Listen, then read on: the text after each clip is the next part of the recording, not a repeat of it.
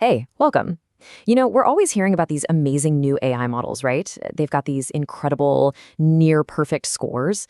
But in this explainer, we're going to look past the headlines. We're going to find out what those numbers really mean and, how to tell if an AI is actually doing its job. So, yeah, let's start peeling back those layers. All right, let me just throw this out there, and it's going to sound a little nuts. What if 99% accuracy was actually a total failure? I mean, that sounds impossible, doesn't it? Just look at that number, 99%. That's an A+ in anyone's book. You'd think mission accomplished, right? Pack it up, we're done here. But, and this is a big but, that single number can be so misleading, and we're about to find out exactly why. Okay, so let's treat this like a proper detective story. We're going to investigate what I'm calling the 99% accuracy myth.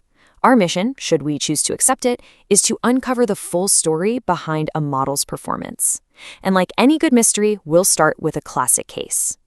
So here's our setup. A bank rolls out this brand new AI model designed to sniff out fraudulent credit card transactions. The report comes back from the lab, and boom, 99% accurate. The higher-ups are probably popping champagne corks. But should they be? To crack this case, we have to look at all the evidence. And in the world of machine learning, the evidence is laid out in this tool. And you're going to love the name. It's called a confusion matrix. And trust me, this is where the truth really starts to surface. So what the heck is it? Well, a confusion matrix is basically just a table, but it gives you a much clearer picture than that one single accuracy score. See, it doesn't just tell you if the model was right or wrong, it tells you how it was right and, more importantly, how it was wrong. Let's break this down. A true positive, that's a direct hit. The model yelled fraud, and it was fraud. Perfect. A true negative is also a win. It said not fraud, and it was right on the money. But those other two boxes, that's where the bodies are buried, so to speak. A false positive is a false alarm, super annoying. And a false negative, well, that's a miss. That's a criminal that got away.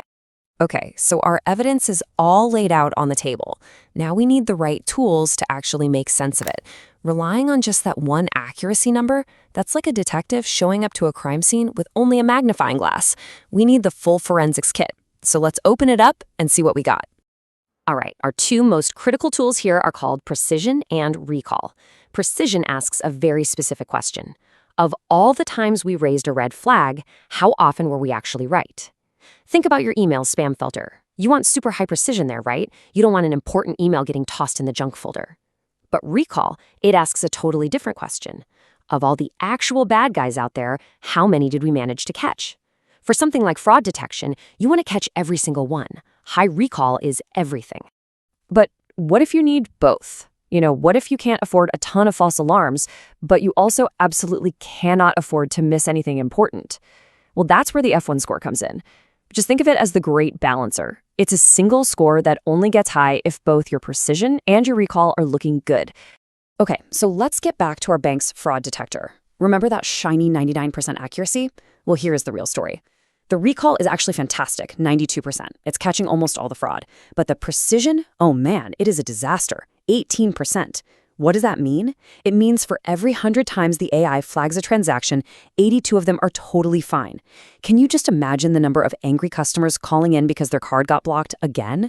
And that, right there, is the solution to our mystery. It all comes down to the business context.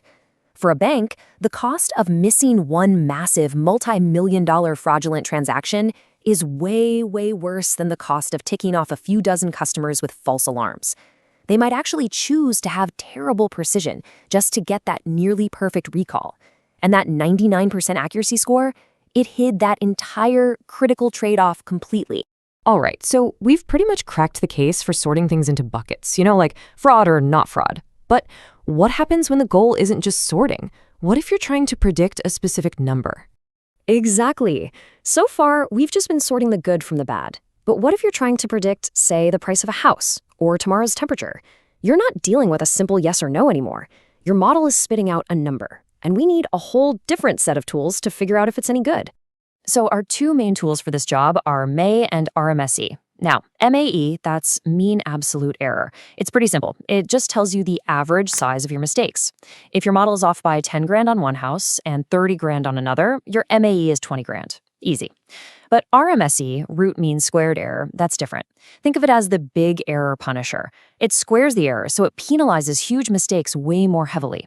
So if being off by 200 grand on a mansion is a total catastrophe, but being off by 5 grand on a starter home is no big deal, RMSE is the metric that's going to scream the loudest when those big, costly errors happen.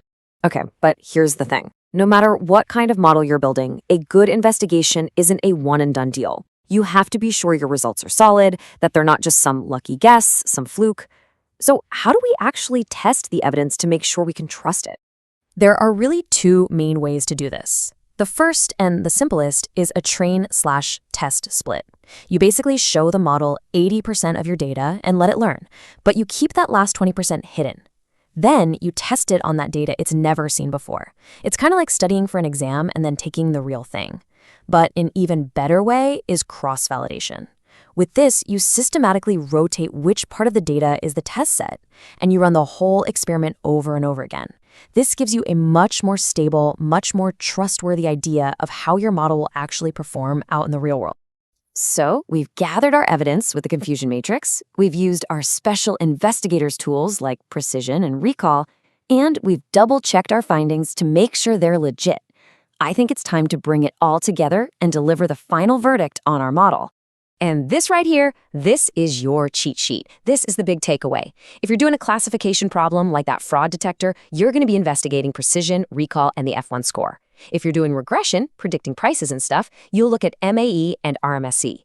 And for any model, you always have to check for stability using something like cross-validation. This is your complete toolkit for getting to the truth. And look, if you only remember one thing from all of this, let it be this.